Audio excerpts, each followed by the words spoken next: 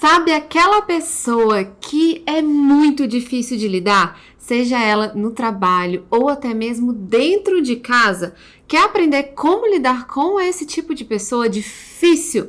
Acompanhe aqui nesse vídeo que hoje eu vou falar sobre esse livro aqui que é Especialista em Pessoas. Soluções bíblicas e inteligentes para lidar com todo tipo de gente. E o autor é o Tiago Brunet. Se você não conhece o Tiago, ele é um pastor e ele tá aqui nas redes sociais, ele divulga todo o trabalho dele, tanto no YouTube quanto no Instagram. Eu o acompanho e sou uma grande fã. E hoje eu vou falar o que ele fala para você colocar em prática aqui desse livro, para você aprender a lidar com as pessoas dos mais diversos tipos. Mas antes, se você não conhece esse canal, tá chegando aqui agora, se inscreve aqui. Meu nome é Jéssica Fonseca, aqui do canal Sacada de Livro. Então, bora lá que eu vou falar qual é o conteúdo desse livro. Antes de mais nada, uma coisa que eu gosto de fazer é dar a nota do livro, né? Então, de 5 estrelinhas, eu já vou falando que pra mim ele é 5 estrelinhas. Eu adorei esse livro. Quando eu procurei ele para ler, era um momento que eu realmente estava precisando aprender a lidar com uma pessoa. Olha só, né?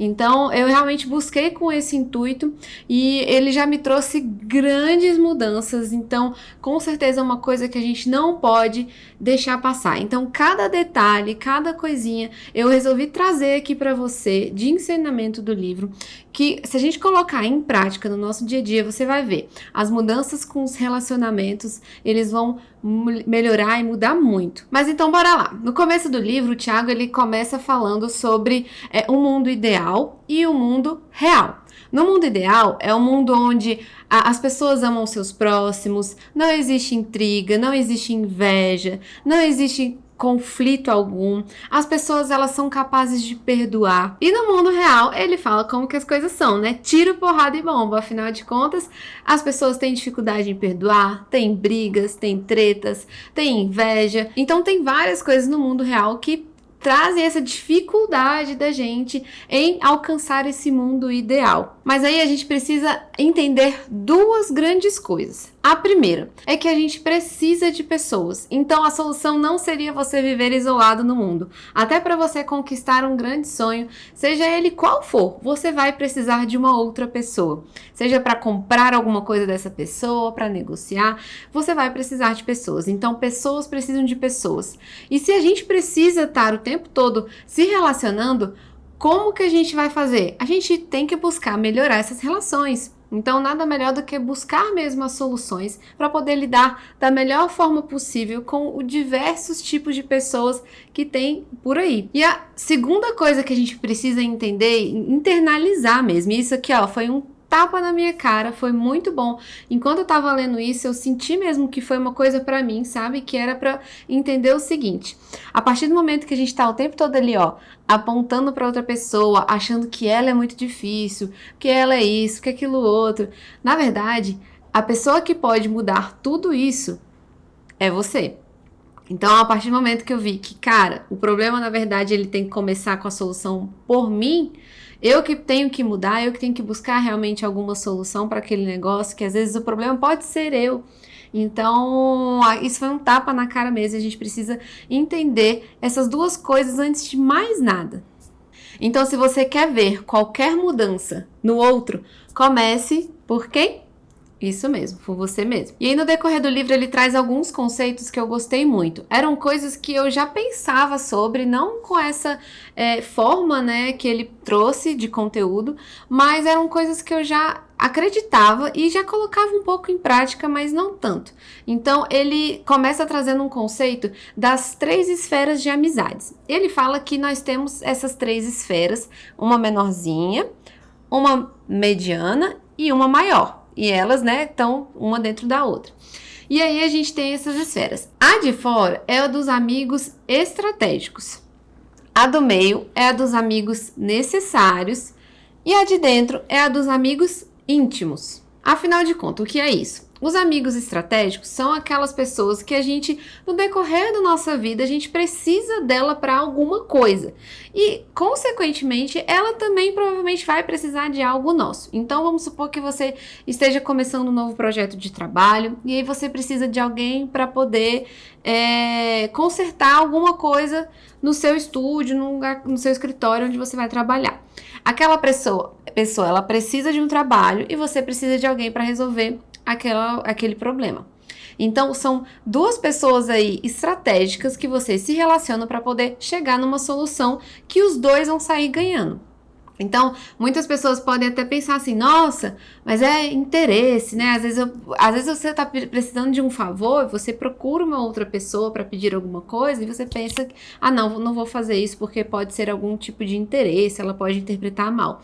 Mas às vezes ele fala, né, que inclusive os amigos estratégicos, eles podem inclusive estar também querendo alguma coisa de você, então pode haver essa troca e eles podem passar não só de estratégicos, mas para amigos necessários e para amigos íntimos também. Não existe essa barreira, né? Então isso pode acontecer também. E aí uma coisa que ele fala desses amigos estratégicos que para mim faz todo sentido é que as pessoas, elas têm sempre o interesse em alguma coisa em você. Então eu vou dar um exemplo que eu acho muito legal da gente entender isso de uma forma mais clara. A forma que eu conheci, por exemplo, o meu marido foi numa balada. Eu estava lá, né, na balada com os meus amigos, legal. Aí ele chegou para conversar comigo. Vocês acham que ele chegou para conversar comigo por quê? Previamente, sem me conhecer, ele chegou para conversar comigo porque ele tinha interesse em me conhecer. Então, ele tinha sim um interesse ali. A partir do momento que a gente foi conversando e tudo mais, viramos namorados, nos casamos. Ele era ali um amigo estratégico, ou seja, uma pessoa que ele tinha um interesse em mim. Eu criei um interesse nele e aí depois acabamos nos tornamos o quê? Amigos íntimos. Então a gente mudou a esfera da amizade aí. Isso pode acontecer e a gente não pode ter o medo de demonstrar o interesse nas pessoas e naquilo que elas têm também para nos oferecer. Então nós precisamos sim desses amigos estratégicos. E aí vem os amigos necessários. Quem são os amigos necessários? São aqueles que estão com a gente no dia a dia, são aquelas pessoas que elas são realmente necessárias pra gente ir para um happy hour no trabalho, o pessoal que a gente tá trabalhando todos os dias, às vezes uma pessoa que trabalha na sua casa, ou sei lá, qualquer relação assim, que você tem que ter aquela pessoa, você precisa dela para conviver ali no seu dia a dia, mas não necessariamente é aquela pessoa que você vai poder contar nos problemas, a pessoa que você vai poder realmente compartilhar os seus sonhos. Então, você tem que entender, e eu sei que às vezes é muito difícil separar essa parte dos amigos necessários com os íntimos, já adiantando, né, como que são os íntimos, porque a gente acaba confundindo como são as coisas. Mas ele fala que a gente precisa realmente fazer essa separação, porque nem sempre aquela pessoa que está ali com você todos os dias, né, aquela esfera de amigo necessário, nem sempre ela é verdadeiramente um amigo seu. Então ela não precisa saber das suas coisas mais íntimas. E como eu já falei, os amigos íntimos são esses, né? São aqueles que estão com você mesmo depois de você ter passado a sua maior batalha, o seu maior problema. Se estiver lá no fundo do poço, tiver um amigo, ficou ali com você naquele problema, pode saber que esse é um amigo íntimo, é aquele que você vai poder contar em qualquer momento da sua vida inteira. E é um amigo para você levar para sua vida inteira. Além dessa teoria aí dos amigos, das esferas das amizades, ele traz também a teoria 2 em 1, que é em relação aos relacionamentos, né? De companheirismo mesmo, de casados, namorando, o que seja. Ele fala, inclusive, as formas da gente prevenir pra gente casar com uma pessoa que a gente vê que pode dar certo. Então, a melhor forma de você realmente solucionar uns problemas que podem vir no futuro é o quê? É prevenindo. Agora, se não, você já casou, já está num problema que às vezes está muito difícil, existe solução? Sim, existe solução, mas para isso as duas pessoas vão ter que ter o interesse em se alinhar ali e conversar. Então as duas pessoas têm que realmente buscar solucionar esses problemas. Eu achei bem legal esse capítulo porque ele trouxe passos a passos de coisas que você precisa realmente alinhar com seu parceiro, parceira, para poder ajustar tudo na vida de vocês. Então, pontos que ele fala que são muito importantes de ser ajustados. É a questão de valores, princípios, os pontos sobre fidelidade, como cada um enxerga essa forma, sobre cumplicidade, sobre carinho. Às vezes uma pessoa enxerga de uma forma e outra pessoa vê de outra. Então, essas coisas precisam ser alinhadas e ajustadas ali. Um relacionamento, ele precisa ser recíproco. Além disso, ele fala alguns outros pontos que são precisos ser alinhados para que realmente as coisas possam fluir de uma forma melhor. Então, por exemplo, a agenda do casal, o estilo de vida, como eles enxergam a questão financeira, a questão da fé, da religiosidade, a questão política. A gente sabe que esse tema é polêmico, então ele pode sim trazer conflitos e às vezes depois até do casamento. Então são pontos que são necessários estar sempre alinhados. E aí ele fala que tem algumas coisas que não podem faltar de forma alguma nesse relacionamento a dois. O primeiro é segredos. Não podem existir segredos. Sabe aquela pessoa que fala assim, a minha senha do banco pode ter, agora a senha do meu celular, essa não. Então ele fala e cita isso, né? Não, são coisas que, assim, inadmissíveis. Então segredos não podem existir nessa relação. E nem comparações. Então, às vezes, comparar a forma que um lida com uma coisa, a forma que o outro lida. As pessoas lidam com as coisas de formas diferentes. Então, a gente tem que entender isso e não ficar comparando eu com você, né? Ou com, às vezes, uma terceira pessoa do relacionamento que nem está dentro do relacionamento. Então, não ter esse tipo de comparação, que são coisas que realmente não vão levar a lugar nenhum no relacionamento.